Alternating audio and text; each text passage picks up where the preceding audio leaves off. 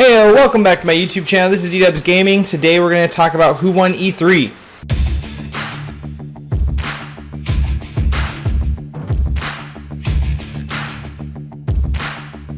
Over the last 3 days, we have saw EA, PC, PlayStation, Microsoft, Xbox, Nintendo, Devolver, and Bethesda and Ubisoft. I think that's everybody. This E3 was very interesting. I don't think there's a clear winner here. I feel like last year and the year before that, there were definitive winners. There were obvious home runs, grand slams, every other sports analogy you can think of.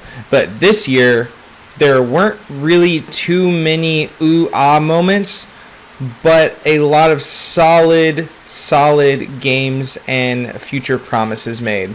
Off the top of my head, the top ones I can think of is Beyond Good and Evil 2 and Metroid Prime 4, along with a couple just exclusives. There wasn't anything that was huge revolutionary. The only huge new IP that everybody's talking about is Anthem. And I say the only one because the last couple years have just been nuts. I only wanted a new Infamous, so I mean, craps on me. Oh well.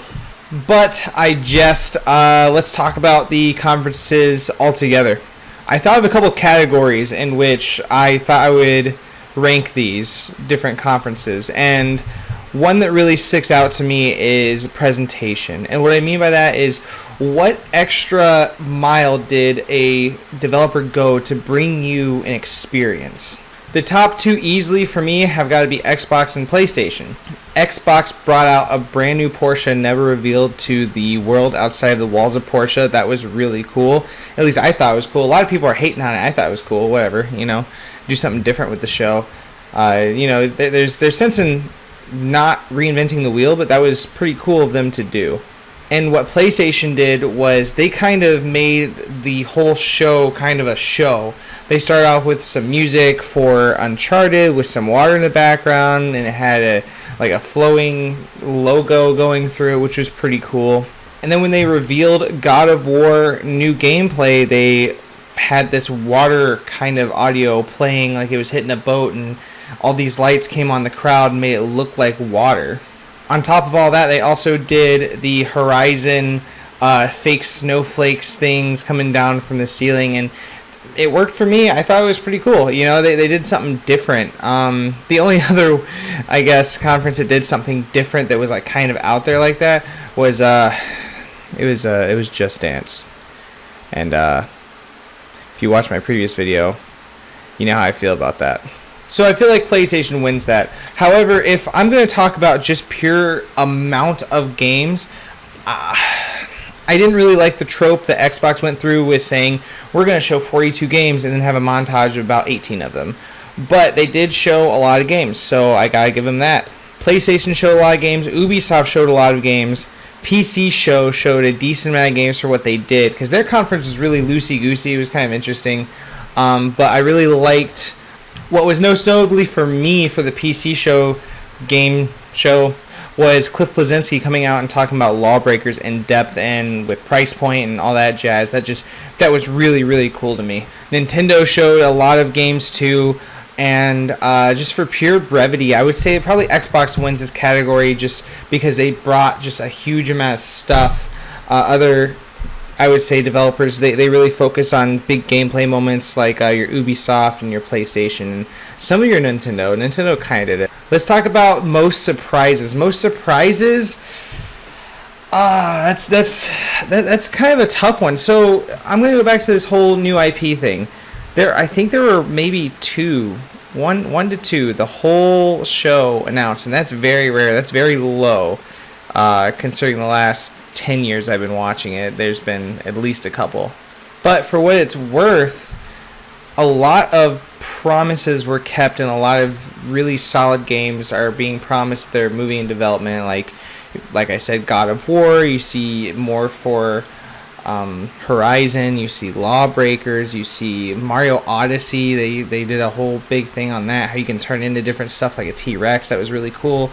And even Xbox with Forza 7, they announced some new games. They really showed just across the board a lot of new games and old franchises, but they didn't show off a lot of new IPs, which is fine.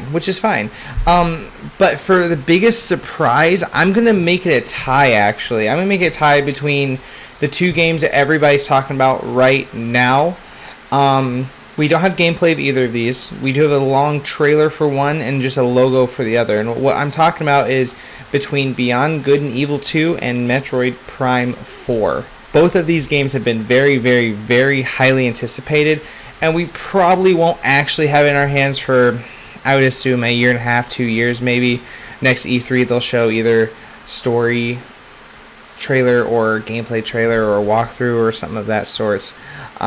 So I think those were the two biggest surprises. And I know I'm kind of going everywhere, but I'm just doing this off the top of my head mostly. I'm going to go back and say the other game that everybody is just talking about, or they were talking about last night, was Spider-Man. They actually showed a lot of gameplay, and I'm hooked. I'm in. That's a done deal. That's happening for me personally, and I think a lot of people agree with that. I hear some people giving criticism on, it's got a lot of quick time, blah blah. Hey, you go make a Spider-Man game. Go do it. Get a development team, get the go ahead, get the animators, go make a Spider-Man team game. I dare you. Go do it. Go. But I'm gonna get to the main point. In my opinion, who won E3? The fanboy in me wants to say PlayStation, but the realist in me is not going to, because they didn't come out with a lot of new, amazing, great stuff. They are delivering on their promises, which is very good, and way too much VR stuff. That was bad. Stop the VR stuff. But even though I'm not really with this company, I haven't played their stuff in a long time, I gotta give it to Nintendo.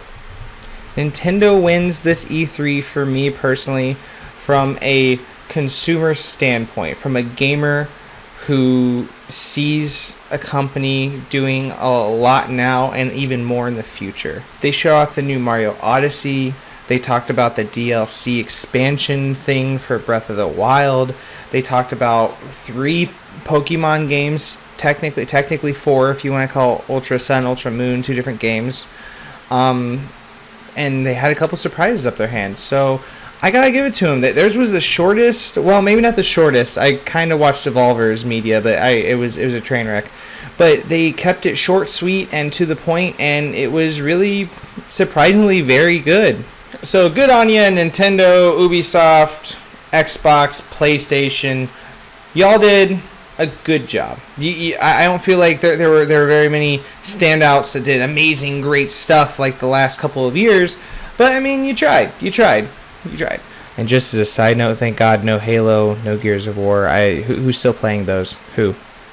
But that will do it for this video. I want to also do an outline kind of video where I talk about my most anticipated hype games and my most surprised moments or surprising moments of E3, which if you haven't seen it yet, as of recording right now, as a small YouTuber, this is a big deal. I almost have 1,000 views on my Dragon Ball FighterZ video, which I'll put a card or something in here somewhere to signify to go watch that. Help me out, because I would love to get over 1,000 views for that. I'm freaking out about it. But until then, thank you so much for watching my YouTube video. I appreciate every single one of you, and I hope that you have a great rest of your day.